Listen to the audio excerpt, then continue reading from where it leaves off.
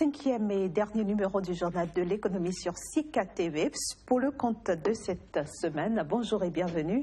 On démarre tout de suite avec un aperçu du menu. Visite du président nigérian en Allemagne, Muhammadu Buhari est allé conquérir les investisseurs étrangers afin de juguler la récession économique que traverse son pays.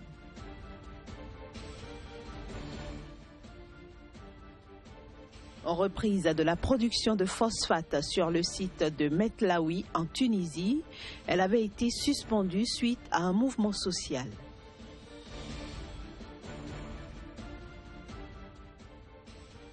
Enfin, notre correspondant Narcisse Oum nous fera visiter la foire syrienne qui se tient à Douala, au Cameroun.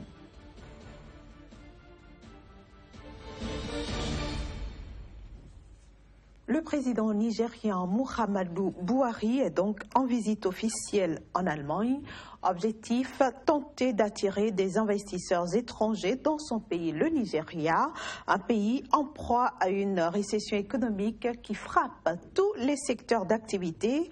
Conséquence, les prix des biens de consommation ont doublé dans le pays. Des grues à l'arrêt et des chantiers au ralenti. La récession économique touche de plein fouet le secteur du bâtiment à Lagos, capitale économique du Nigeria. Selon cet ingénieur, au moins 60% des chantiers sont suspendus. La raison est simple, la chute des cours de la monnaie nationale, le naira face au dollar, ne permet plus d'importer les matériaux de construction. Your project is going to take 3 years. And in 9 months in the 3 years. Votre projet va prendre 3 ans. Mais au bout de 9 mois, il y a un changement radical des taux de change. La plupart des matériaux sont importés au Nigeria, donc vous avez une hausse très importante de vos coûts. Le Nigeria est officiellement entré en récession mi-2016.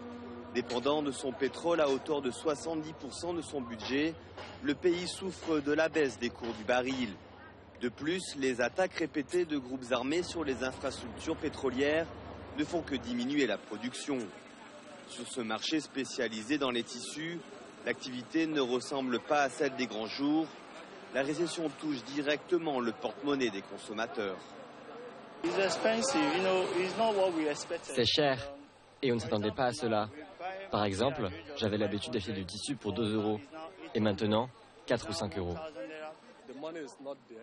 L'argent n'est plus disponible.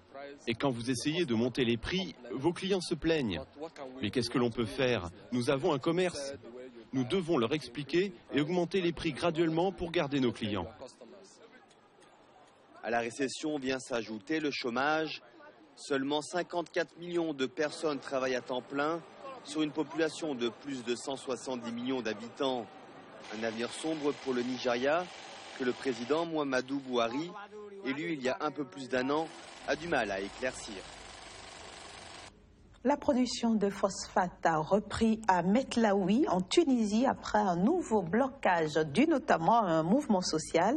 Il faut dire qu'il s'agit de l'un des principaux sites du bassin minier du centre de la Tunisie. La production et le transport de phosphate dans la mine de la ville de Metlaoui, l'un des principaux sites du bassin minier du centre de la Tunisie, ont repris mercredi dernier. Ceci après un nouveau blocage dû à un mouvement social. En effet, des dizaines de diplômés chômeurs avaient manifesté pour être embauchés par la compagnie des phosphates de Gafsa, empêchant les bus transportant les ouvriers de se rendre sur le site. La compagnie des phosphates de Gafsa figure parmi les plus importants producteurs de phosphate au monde. Principal employeur de la région, ces sites se trouvent à Metlaoui ainsi qu'à Redeyef, Omla Rayes et Mdila dans le gouvernorat de Gafsa. L'industrie du phosphate, principalement utilisée dans l'agriculture pour la fabrication d'engrais, représentait avant la révolution de 2011 quelques 10% des exportations tunisiennes et près de 30 000 emplois directs et indirects. Mais en 5 ans, la production a été divisée par plus de 2, passant de 8 à 3,2 tonnes, ce qui a aggravé le déficit de la balance commerciale de la Tunisie. Selon les autorités tunisiennes, la production de phosphate a chuté de 60% en 5 ans, une baisse qui coûte à la Tunisie environ 2 milliards d'euros. Jusqu'au 31 octobre prochain, la ville de Douala au Cameroun accueille une foire syrienne. Pour la circonstance, 14 petites et moyennes entreprises exposent plusieurs articles de maison, des objets d'art, des vêtements et bien d'autres produits. Notre correspondant à Douala, Narcisse Oum, y a fait un tour. Depuis quelques jours, la foire syrienne de Douala a de nouveau pris ses quartiers à la maison de parti de Bonanjor, située dans le centre-ville de la capitale économique camerounaise. Comme à l'accoutumée, les exposants donnent à voir le savoir-faire syrien dans le matériel d'ameublement. Dans l'ameublement intérieur, vous allez trouver des salons, des modèles syriens. Ce sont des modèles assez particuliers. Vous avez des rideaux, des modèles également qui viennent de la Syrie, avec des cantonnières. Ces franges s'accroupent à les rues. À côté de ça, vous avez des grandes lampes. Ce sont des lampes toujours syriennes, les lustres, ces grandes lampes d'apparat. Alors, à côté de cela, vous avez des trucs comme l'artisanat syrien. Ce sont des objets d'art, des objets de décoration. Ça relève aussi l'intérieur des maisons. Et après, vous avez des chaussures. Vous avez l'habillement homme-femme-enfant, des gants, des robes de sortie de qualité supérieure. Vous avez des robes de mariage également. Vous avez la parfumerie. Vous avez des bijoux. Vous avez des tapis, il y a des matelas. Voilà en gros ce qu'on retrouve au niveau de la foire syrienne. La foire syrienne est depuis quelques années devenue un rendez-vous incontournable dans la capitale camerounaise. Elle donne l'occasion aux consommateurs camerounais et à la communauté étrangère vivant au Cameroun pendant un mois entier de profiter de bienfaits du savoir-faire syrien. Et la particularité de cette année, c'est que tout ce qui est comme découvert dans la gamme des salons, tout ce qui est découvert dans la gamme des rideaux, ils viennent montrer de quoi ils sont capables et ils sont fiers. Et cette édition est une édition spéciale. Pour rappel, la 20e édition de cette foire permet aussi de mettre en place des partenariats d'affaires entre Camerounais et Syriens. Place maintenant à la bourse et c'est juste après une petite transition.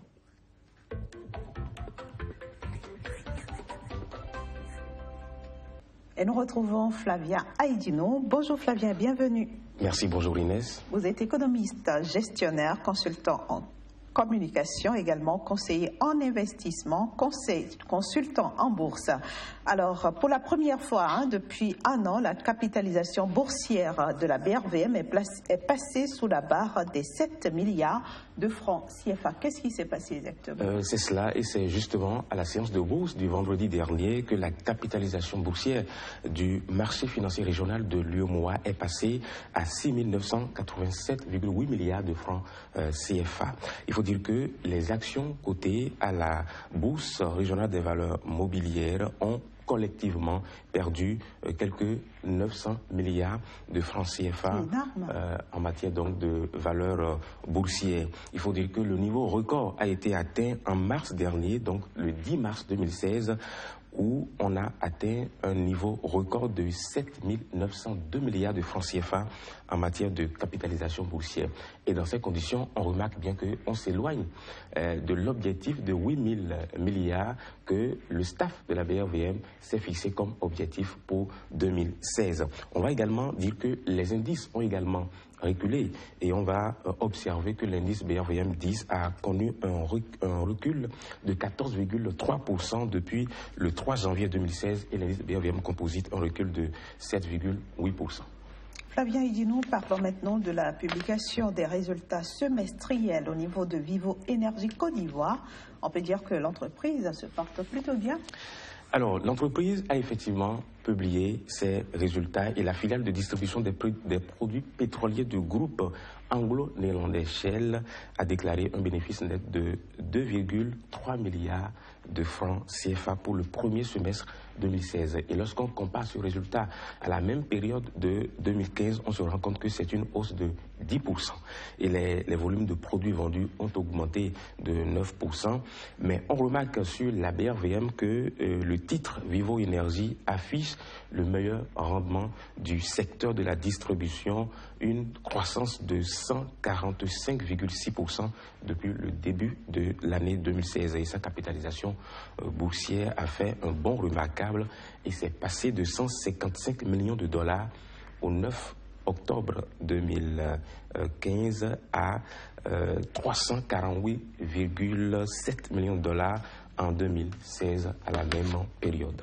Nous restons en Côte d'Ivoire, Flavia Idjinou, mais nous nous intéressons cette fois-ci à la société ivoirienne des banques qui connaîtra sa première cotation à la fin de ce mois d'octobre. C'est cela, elle est admise au premier compartiment du marché des actions à la BRVM et donc sa première cotation va avoir lieu le jeudi 27 octobre 2016 et c'est ce qu'on tient d'un communiqué de la BRVM et cet événement est la suite logique du processus qui a commencé par une offre publique de vente d'actions, donc 2 millions d'actions appartenant à l'État de Côte d'Ivoire. Nous en avons parlé de fond en comble sur ce plateau, mais cette opération s'était donc déroulée sur la BRVM et c'était le 18 juillet 2016. Le premier coup de négociation sera déterminé par la confrontation des offres d'achat et les offres de vente avec un départ, donc un coût de référence de 14 000 francs CFA, le prix auquel l'action a été achetée sur le marché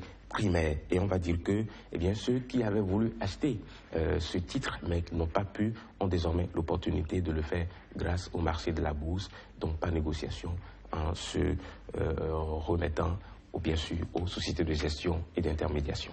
Nous allons finir avec un mot maintenant sur les actions Coris, Banque internationale. On va dire que nous l'avons annoncé, cette société va faire son introduction en bourse et doit suivre le même processus, donc offre publique de vente d'actions qui va être effectuée sur le marché primaire. Mais la bonne nouvelle, c'est que nous connaissons le prix auquel cette action va être cédée. On va dire que 30 000 francs CFA pour tout citoyen, tout investisseur, mais 20 000 francs pour les employés du groupe Coris. On va dire que de sources proches de cette opération, c'est un total de 1 250 000 actions nouvelles qui seront émises sur le marché. Et c'est très serré puisque la demande est plus forte que l'offre et donc tout le monde est aux aguets, mais on ne connaît pas encore pour l'instant la date de lancement de cette opération.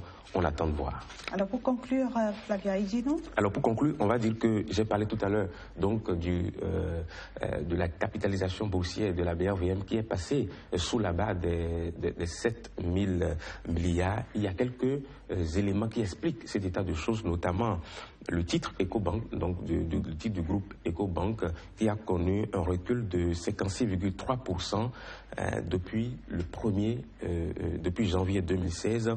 Et cela se justifie par les difficultés que connaît la filiale du Nigeria qui a plus de poids dans le groupe dû effectivement au problème de la chute des cours mondiaux du pétrole, mais aussi après avec, on va dire, la dévaluation du Naira.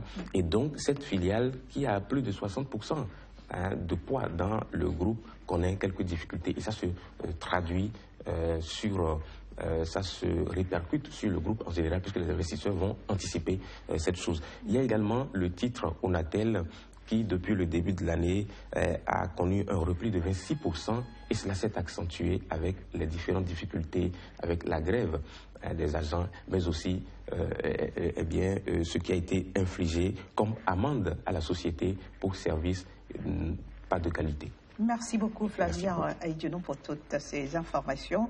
Le prochain rendez-vous avec vous sur ce plateau, c'est mardi prochain. Mardi prochain avec Emmanuel Crépy. Et nous allons décortiquer quelques notions de la bourse pour permettre à ce que les téléspectateurs puissent bien rentrer dans cette dynamique d'investissement à la bourse, puisque ce n'est pas quelque chose de compliqué, il faut juste avoir la volonté et briser les Merci Flavia, merci d'être venu nous éclairer en tout cas sur tous les sujets que nous avons abordés aujourd'hui. On se dit donc à la semaine prochaine. À la semaine prochaine.